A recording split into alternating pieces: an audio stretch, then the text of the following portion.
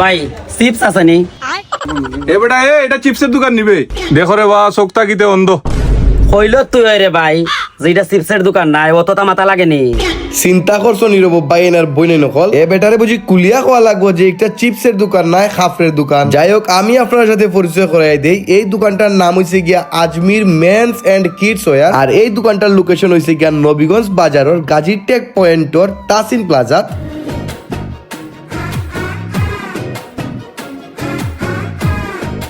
এই শপটার মধ্যে আপনি অনেক সুন্দর সুন্দর প্যান্ট পাইবা। খালি প্যান্ট নাই, এখানের মধ্যে আপনি shirt, pant, T shirt, even winter collection.